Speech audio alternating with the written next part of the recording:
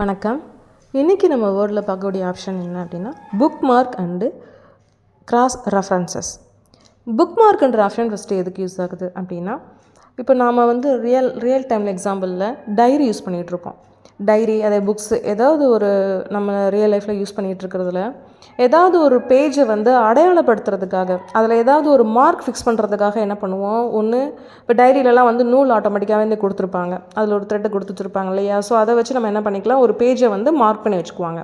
அந்த பேஜில் அந்த நூலை வச்சிட்டோம் அப்படின்னா அடுத்து நம்ம ஓப்பன் பண்ணணுங்கும்போது ஜஸ்ட் அந்த நூலை நம்ம ப்ரெஸ் இப்படி ஓப்பன் பண்ணால் போதும், ஆட்டோமேட்டிக்காக அந்த பேஜ் நமக்கு ஓப்பன் ஆகிடும்.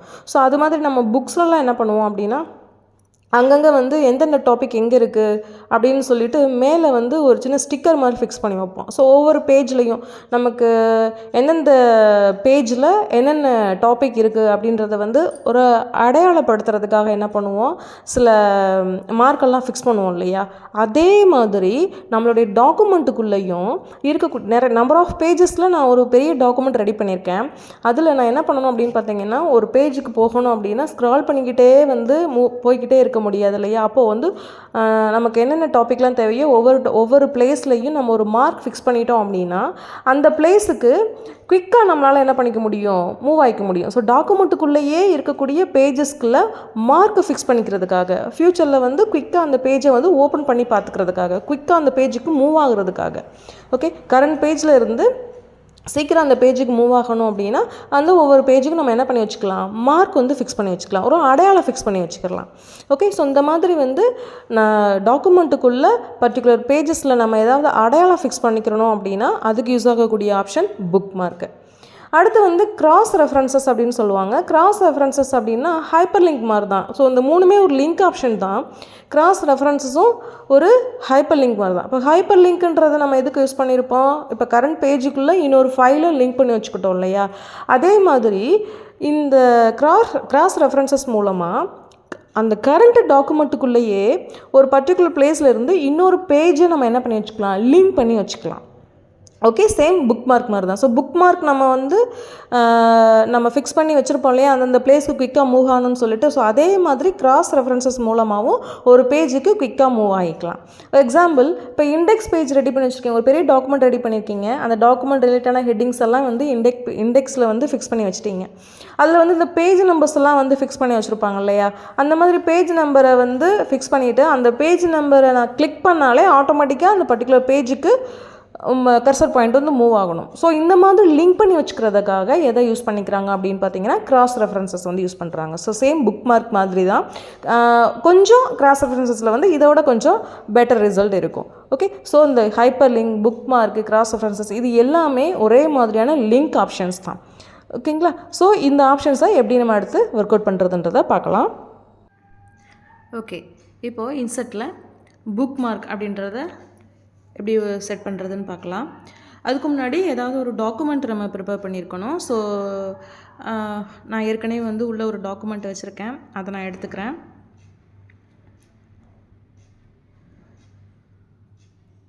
ஓகே, ஸோ கைடுக்குள்ளே கிராஸ் ரெஃபரன்சஸ் பேரில் ஒரு டாக்குமெண்ட் வச்சுருக்கேன், இதை நான் ஓப்பன் பண்ணிக்கிறேன். சரிங்களா, ஒரு சிம்பிள் டாக்குமெண்ட் மாதிரி ஒரு எக்ஸாம்பிளுக்கு ஒன்று ரெடி பண்ணியிருக்கேன், அதை எடுத்துட்டேன். இப்போது நான் என்ன பண்ணணும் பார்த்தீங்கன்னா, இந்த பேஜஸ்குள்ளே தான் நான் புக் மார்க் வந்து ஃபிக்ஸ் பண்ணணும். அப்போது புக் மார்க் ஃபிக்ஸ் பண்ணணுன்னா அதுக்கு என்ன பண்ணணும், எங்கே வந்து உங்களுக்கு ஒரு மார்க் ஃபிக்ஸ் பண்ணணுமோ அந்த இடத்துல கர்சரை கிளிக் பண்ணிவிட்டு புக் மார்க்கை ப்ரெஸ் பண்ணணும். இப்போ நான் ஹோம்ன்றதுக்கு ஒரு மார்க்கு, ஹோம் டைப் பண்ணிவிட்டு ஆட் அப்படின்னு கொடுத்துட்றேன். அப்படி கொடுத்துட்டேன்னா ஹோம்ன்றது எனக்கு ஒரு புக் மார்க்கில் ஃபிக்ஸ் ஆகிடுச்சு. அதே மாதிரி இப்போ கிளிப் போர்டுன்றதில் வேணும் அப்படின்னா அந்த இடத்துல கர்சரை வச்சுட்டு அதுக்கு ஒரு அடையாளத்துக்கு ஒரு நேம் வச்சுட்டு ஆடு கொடுத்துட்டேன்னா அந்த கிளிப் போர்டுன்ற ஆப்ஷனும் புக் மார்க்கில் ஃபிக்ஸ் ஆகிடுச்சு. ஸோ இந்த மாதிரி உங்களுக்கு எங்கெல்லாம் மார்க் ஃபிக்ஸ் பண்ணணும்னு நினைக்கிறீங்களோ அந்த இடத்துல கர்சர் பாயிண்ட்டை வச்சுட்டு புக் மார்க்கை ப்ரெஸ் பண்ணுறீங்க. அடுத்து அந்த புக் மார்க்குன்னு ஒரு நேம் டைப் பண்ணுறீங்க. நெக்ஸ்ட்டு ஆடுன்ற கமெண்ட் பட்டனை ப்ரெஸ் பண்ணுறீங்க. இந்த மாதிரி தேவையானது எல்லாத்தையுமே நீங்கள் மார்க் ஃபிக்ஸ் பண்ணி வச்சுட்டிங்க அப்படின்னா நெக்ஸ்ட்டு வந்து அடுத்தடுத்த டாக்குமெண்ட் வந்து எக்ஸ்டெண்ட் ஆகி போனாலும் ஒரு பேஜ்லேருந்து இன்னொரு பேஜில் நம்ம என்ன பண்ணிக்க முடியும்னா குயிக்காக மூவ் ஆகிக்க முடியும். சரிங்களா. ஸோ இந்த புக் மார்க் மூலமாக நீங்கள் அந்த என்ன நேம், ஒவ்வொன்றுக்கும் ஒரு நேம் கொடுத்துருக்கோம் இல்லையா, அந்த நேமை ப்ரெஸ் பண்ணி அந்த இடத்துக்கு போகணுன்னு சொல்லிட்டாலே ஆட்டோமேட்டிக்காக என்ன ஆகிடும், புக் மார்க் செட் பண்ணதுனால குயிக்காகவே வந்து நமக்கு மூவ் ஆகிடும். சரிங்களா? ஸோ இந்த மாதிரி நான் என்னென்ன பிளேசஸ்க்கெலாம் மார்க் வேணுமோ அந்த எல்லா பிளேசஸ்க்கும் வந்து மார்க் ஃபிக்ஸ் பண்ணிட்டேன்.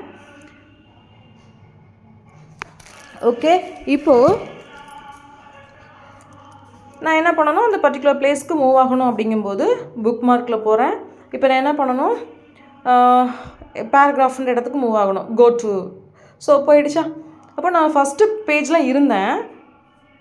அடுத்து எங்கே போகணுமோ அந்த நேமை ப்ரெஸ் பண்ணுறீங்க, கோ டுன்னு கொடுக்குறீங்க. ஆட்டோமேட்டிக்காக நான் வந்து மூவ் பண்ணாமலே கோ டு அந்த செலக்ட் பண்ண நேமை கொடுத்துட்டு நான் கோ டுன்றதை ப்ரெஸ் பண்ணாலே ஆட்டோமேட்டிக்காக வந்து அந்த பிளேஸ்க்கு மூவ் ஆகிடுது. ஸோ இந்த மாதிரி நம்ம என்ன பண்ணிக்கலாம்னா, குயிக்காக ஒரு பேஜ் மார்க்கை ஃபிக்ஸ் பண்ணி வச்சிட்டோன்னா ஒரு பேஜ்லேருந்து இன்னொரு பேஜுக்கு மூவ் ஆகிக்கலாம். அடுத்து கிராஸ் ரெஃபரன்சஸ். இப்போ இந்த மாதிரி நம்ம கோட்டு மூலமாக, அதாவது புக் மார்க் மூலமாக மூவ் ஆனோம் இல்லையா? ஸோ அதே மாதிரி கிராஸ் ரெஃபரன்சஸ் மூலமாக ஒரு லிங்க்கை ஃபிக்ஸ் பண்ணி வச்சுக்கலாம் இந்த பேஜ்லேயும். இப்போ அந்த ஹோம்னு எடுத்துட்டிங்கன்னு வச்சுக்கோங்களேன், ஹோம் வந்து எந்த பேஜில் இருக்குது, அப்போ அந்த பேஜ் நம்பர் இங்கே ஃபிக்ஸ் பண்ணியாச்சுன்னா ஆட்டோமேட்டிக்காக என்ன ஆகிடும், அந்த பேஜை ப்ரெஸ் பண்ணாலே அங்கே மூவ் ஆகிடும், அந்த ஹோம்ன்ற லொக்கேஷனுக்கு மூவ் ஆகிடும். இப்போ கிளிப் போர்டுனா அதுக்கு நேராக. அப்போ இதுக்கு என்ன பண்ணியிருக்கேன், புக் மார்க்கு தான் நான் லிங்க்குக்கான ஒரு ஃபிக்ஸ் பண்ணி வச்சுருக்கேன். இப்போ அந்த புக் மார்க்கை செலக்ட் பண்ணிவிட்டு என்ன பண்ணிக்கிறீங்க, ஹோம்ன்ற பிளேஸ்க்கு தானே போகணும், அப்போ ஹோமை செலக்ட் பண்ணிக்கிறீங்க.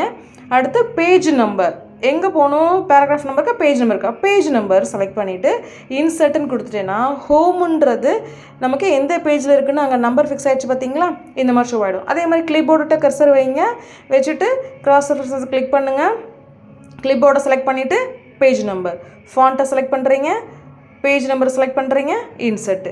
ஸோ இந்த மாதிரி மாறி மாறி நீங்கள் என்ன பண்ணிக்கலாம் அப்படின்னு பார்த்தீங்கன்னா, இந்த மாதிரி இண்டெக்ஸ்லேயே வந்து எல்லா பேஜஸுமே வந்து லிங்க் பண்ணி வச்சுக்கலாம். ஸோ இதுக்கு முன்னாடி நீங்கள் என்ன பண்ணியிருக்கணும், புக் மார்க் ஃபிக்ஸ் பண்ணியிருந்தீங்கன்னா தான் உங்களுக்கு கரெக்டாக செட் ஆகும். சரிங்களா? புக் மார்க் ஃபிக்ஸ் பண்ணலைன்னா செட் ஆக முடியாது. இது டேபிள், பிக்சர்ஸ் இந்த மாதிரி வச்சுருந்தாலும் அதுலேயும் லிங்க் வச்சுருந்தீங்கன்னா இந்த மாதிரி குயிக்காக மூவ் பண்ணிக்கலாம். ஓகே, ஸோ நான் புக் மார்க்கை யூஸ் பண்ணி என்ன பண்ணிக்கிறேன், குயிக்காக ஒரு இடத்துலேருந்து இன்னொரு இடத்துக்கு மூவ் பண்ணுறதுக்காக ஒரு லிங்க் ஃபிக்ஸ் பண்ணிக்கிட்டு இருக்கேன். இது வந்து கரண்ட் டாக்குமெண்ட்டுக்குள்ளேயே லிங்க் பண்ணிக்கிறதுக்காக யூஸ் ஆகக்கூடியது. ஹைப்பர் லிங்க் மாதிரி தான் அது, இன்னொரு ஃபைலை லிங்க் பண்ணுறது. இது வந்து கரண்ட் ஃபைலுக்குள்ளேயே நம்ம என்ன பண்ணிக்கலாம், பேஜஸை வந்து லிங்க் பண்ணி வச்சுக்கலாம்.